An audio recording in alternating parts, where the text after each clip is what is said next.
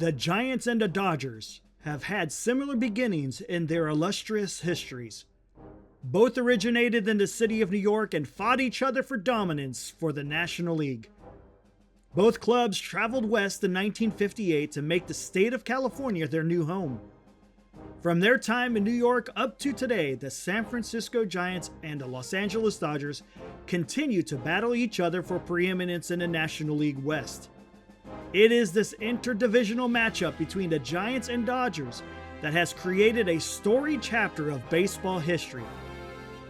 Here are but just a few moments that has created the rivalry.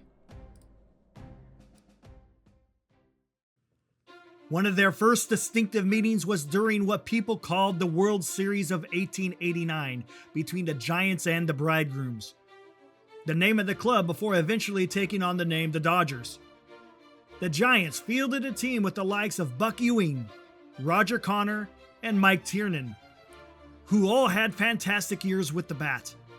The starting rotation consisted of Mickey Welch and Tim Keefe, who each pitched over 350 innings. The Bridegrooms had a team anchored with two excellent outfielders, Darby O'Brien and Thomas Oyster Burns. The Bridegrooms had a pitching staff that was led by Bob Carruthers, who pitched 445 innings with 40 wins and 11 losses. The Giants would land the first blow in the rivalry by winning the 9-game series 6-3. This was the opening salvo of many more confrontations between these two clubs that would grow into one of baseball's epic rivalries. Just before the start of the 1934 baseball season, the Giants player-manager Bill Terry was asked about the upcoming season. His response would prove to have lasting consequences for the 1934 season. He was quoted as saying, "What has become of the Dodgers? Are they still in the league?" What Bill Terry did not realize was those very same Dodgers would come back and make him and the Giants eat those words. The Giants were having a great season but began to run into trouble in the second half of the season. The floundering Giants fell into a tie with the St. Louis Cardinals with only 2 games left in the season. The last 2 games just happened to be against the very same Dodgers that Bill Terry denigrated just before the season began. Dodgers fans filled the stands at the Polo Grounds to root on their team. Their dedication would not disappoint as they witnessed the Dodgers win those final 2 games to knock the Giants out of contention and hand the Cardinals the National League pennant. More dramatic moments were yet to come. 1951 would be one of the most exciting seasons for the Giants organization. First, the call-up of future Hall of Famer and arguably one of the best baseball players ever to take the diamond, Willie Mays, made his Major League debut. Secondly, the Giants stayed in a race for the National League pennant up to the very end of the season. The Dodgers had a commanding lead in August. They were in first place by 13.5 games near the middle of August, but the Dodgers began to falter. So much so, the Giants were able to tie for first place at the end of the season. This led to a 3-game playoff to determine who would take home the National League pennant. During the playoff, both teams split the first 2 games, which led to the final game that would decide who would punch their ticket to the World Series. It was the 3rd game that would deliver one of the most exciting baseball moments in all of Major League Baseball history. Going into the bottom of the 9th, the Giants were down 4-1. The Giants mounted a comeback that eventually led to the winning run to come up to bat. The man that was due up was Bobby Thompson. Inexplicably, the Dodgers pulled their starter, Don Newcomb, for Ralph Branca, who had given up a home run to Thompson earlier in the series. Thompson would make history by hitting another home run to left field that would send the Giants to the 1951 World Series.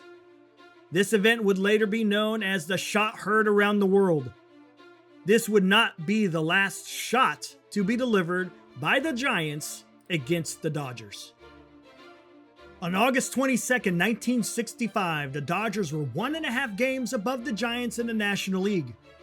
Both teams met at Candlestick Park to face off against each other, with the chance for the Dodgers to increase their lead or for the Giants to close the gap and take the lead away from their Southern California rivals. To say that there was intensity in the air would be an understatement, with each team's aces, the Dominican dandy Juan Marell taking the bump for the Giants, and the legendary left-handed pitcher Sandy Koufax taking the ball for the Dodgers. As it was common in that area, both pitchers were throwing at opposing hitters to keep them off balance, and in the third inning, Juan Marell came up to bat. During Marell's at-bat, he was expecting to be brushed off by the plate by Koufax. What Marell did not expect was a throw from Dodgers catcher John Roseboro back to Koufax to be thrown in such a way as to nick or come close to hitting Marell's ear. What happened next would shock the baseball world. Marell, with bat in hand, retaliated by clobbering Roseboro over the head with the bat a few times before players from each side came to the rescue of Roseboro. Photos of the attack captured the event that captivated the nation. This second shot added to the growing list of memorable baseball moments between these two ball clubs. The 1982 season proved to be yet another season where both the Giants and Dodgers were involved in who would be crowned the National League West champion. This time, a third team was involved, the Atlanta Braves. Yes, the Braves during this time was part of the National League West. At the end of the season, there was a three-way tie between the Giants, Dodgers, and Braves. The final three-game series between the Giants and Dodgers at Candlestick Park would determine the winner of the division. Unfortunately for the Giants, they were eliminated after losing the first two games of the series, but that was not the end of the story. In the third and final game of the series and season, the Giants had their revenge as Hall of Famer Joe Morgan put away the game in the 8th inning with a 3-run home run that sank the Dodgers' bid to win the National League West title and allowed the Braves to take the division. This would not be the last time the Giants, Dodgers, and Braves would battle for the divisional title. Who would think that a team that achieved 103 wins and not make the playoffs would be possible? The year 1993 proved that scenario to become reality. The Giants had a fantastic year and it seemed that they were destined to make the playoffs. On October 3rd, both the Giants and the Braves were tied for the lead atop the NL West. On that day, the Braves defeated the Colorado Rockies 5-3. The Giants had to win their game against their old nemesis, the Los Angeles Dodgers. 11 years prior, the Giants played spoilers, but on this occasion, the Dodgers provided payback by destroying the Giants 12-1. Kevin Gross led the way for the Dodgers by pitching a complete game, allowing only 6 hits and 1 run, while Mike Piazza went 2 for 4 with 2 home runs and 4 RBIs. The Giants finished the season with 103 wins, which was not enough to earn a playoff spot in the 1993 season. One of the most memorable games in Candlestick Park history is what has been affectionately known as the Brian Johnson game. The Giants and Dodgers were once again fighting it out in the West in 1997. On this September afternoon, the Giants and Dodgers were in a 5-5 tie going into the 12th inning. No ghost runners. Brian Johnson would lead off the inning, and on the first pitch thrown by Dodger pitcher Mark Guthrie, Johnson hit a shot over the left field fence which caused 52,000 fans in attendance to erupt, which shook the entire park. The victory did not clinch a playoff spot that day, but it provided the momentum for the team to go on to finish the season 90-72, enough to capture the NL West division. The baseball history described are just a few moments that have contributed to the ongoing rivalry between the Giants and Dodgers. These memories are near and dear to each other's fan base for both the joy and the sorrow they have given them.